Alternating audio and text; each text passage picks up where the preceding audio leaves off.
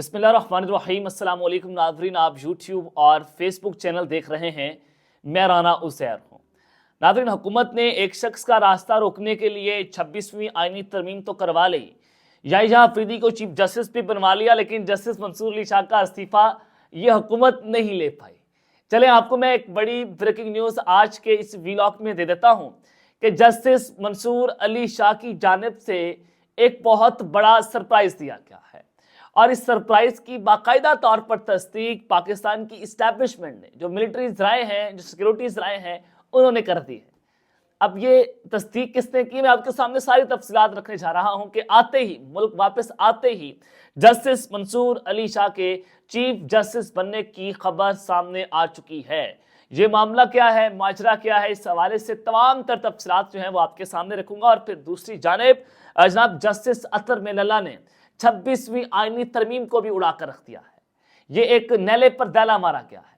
Justice اطہر من اللہ کا اختلافی note جس نے اس حکومت کی دھجیاں بکھیر کے رکھ دی ہیں، اس پر بات کرنا بہت ضروری ہے۔ تیسری خبر پر بات کریں گے، جناب سابق چیف جسٹس قاضی فائز عیسیٰ لندن میں نشان عبرت بن چکے ہیں۔ ان کی ایک ویڈیو سامنے آئی ہے جس کے بعد حکام نے اس کے اوپر نوٹس بھی لیا ہے، اس حوالے سے بڑی اہم ترین تفصیلات ہیں۔ لیکن اگر آپ نے اس چینل کو سبسکرائب نہیں کیا، چینل کو سبسکرائب کر لیں، بیل آئیکن کو دبا دیں، آنے والی تمام تر اپڈیٹس آپ کی خدمت میں بر وقت پیش ہوتی رہیں۔ ناظرین، سب سے پہلے تاریخ کے کوڑا دان کی خبر آپ کو دے دیتا ہوں کہ سابق چیف جسٹس قاضی فائز عیسیٰ، بلکہ قاضی فراڈ عیسیٰ کہوں تو غلط نہیں ہوگا یہ کہنا، تو ان فراڈ عیسیٰ نے کیا کہ ملک کے آئین اور قانون کی دھجیاں بکھیر کے رکھ دی، آج تاریخ کا کوڑا دان بنا ہوا ہے۔ جنرل باجوہ جو اس نے اس ملک کے ساتھ کیا، آپ نے دیکھا کہ فرانس ہو، دبئی ہو، ہر سڑک پر وہ شخص جو ہے وہ ذلیل ہوا، پاکستانیوں نے اس کا پیچھا کیا۔ اب قاضی فائز عیسیٰ کے ساتھ بھی کچھ ایسا ہی ہو رہا ہے۔ کبھی ڈانٹس لینے جاتے ہیں تو ان کے اوپر لعنت ڈالی جاتی ہے۔ پاکستان کے اندر جب وہ چیف جسٹس تھے، اب جناب وہ لندن گئے اور 30 منٹ کے اندر وہ یہاں سے فرار ہو گئے، انہوں نے ایک سیکنڈ میں پاکستان میں بغیر کسی عہدے کے نہیں گزارا۔ تو قاضی فائز عیسیٰ کے خلاف جناب جو پاکستان ہائی کمیشن کی گاڑی پر بھی افسوسناک حملہ جو میڈیا رپورٹ کر رہا ہے کہ قاضی فائز عیسیٰ اور پاکستان ہائی کمیشن کی گاڑی پر افسوسناک حملہ ہوا ہے۔ نادرا کو حملہ آوروں کی شناخت کے لیے فوری اقدامات کرنے کا حکم بھی دے دیا گیا ہے۔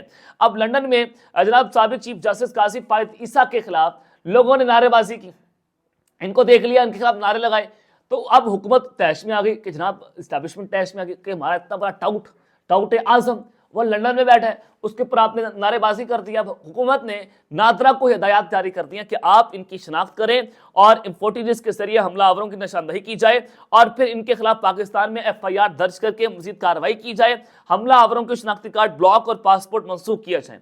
محسن نقوی کہتے ہیں کہ جنہوں نے حملہ کیا ان کی شہریت منسوخ کرنے کے لیے فوری کارروائی کی جائے گی، اور شہریت منسوخی کا کیس منظوری کے لیے کابینہ کو بھی بھیجا جائے گا۔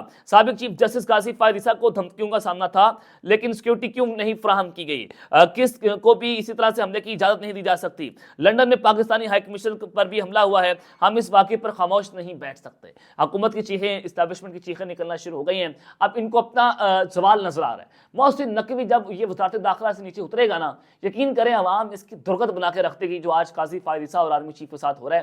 اور آپ سابق آرمی چیف، سوری میں موجودہ کی بات نہیں کر رہا، وہ تو چلیں خیر آگے بڑھتے ہیں۔ جناب اب جسٹس منصور علی شاہ صاحب جو ہے ان کا بہت بڑا سرپرائز آیا ہے، اور ملک واپسی پر جناب وہ چیف جسٹس بننے کی راہیں جو ہیں وہ ہموار ہو رہی ہیں، ان کے حوالے سے بہت ساری بریکنگ نیوز اور بہت ساری خبریں جناب چل رہی ہیں۔ 26ویں آئینی ترمیم ہو گئی۔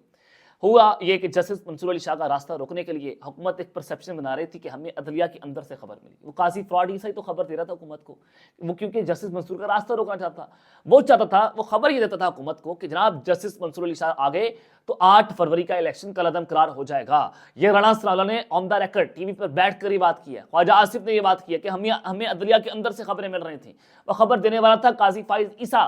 اب جسٹس منصور علی شاہ صاحب کا انڈائریکٹ ایک رابطہ ہوا، اب ایک سورس کے ساتھ رابطہ ہوا فخر درانی نے۔ اب ہوتا یہ ہے کہ کسی کے ساتھ جب ہم رابطہ کرتے ہیں بطور صحافی، تو آگے والا بندہ یہ کہتا ہے کہ آپ سورس کہہ کر بات کر لیں، آپ ڈائریکٹ میرا نام نہ لیں، یا اگر سورس سے بھی بات کرتے ہیں تو وہ سورس وہی بات کرتا ہے جو جسٹس منصور علی شاہ یا کسی کا بھی موقف ہوتا ہے۔ تو فخر درانی نے رابطہ کیا جسٹس منصور علی شاہ کے ساتھ، تو اس کو جوڑ دیا جناب یہ کسی سورس سے جو ہے وہ بات ہوئی ہے۔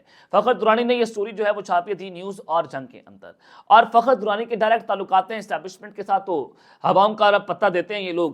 تو فخر درانی کہتے ہیں کہ سپریم کورٹ 26ویں آئینی ترمیم کا قانونی حیثیت کا جائزہ لینے کے لیے سوچ رکھتی ہے۔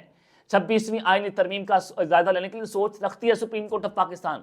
फुल कोर्ट के अंदर जजेस जो हैं वो एक तरफ खड़े हैं, 10 जजेस एक तरफ खड़े हैं, और जस्टिस मंसूर अली शाह से जो राब्ता हुआ उसमें जस्टिस मंसूर अली शाह साहब ने क्या बात की। जस्टिस मंसूर अली शाह ने सबसे पहले सख्ती से तरदीद कर दी कि अगर वो चीफ जस्टिस होते तो वो हुकूमत को निकालने का इरादा रखते थे।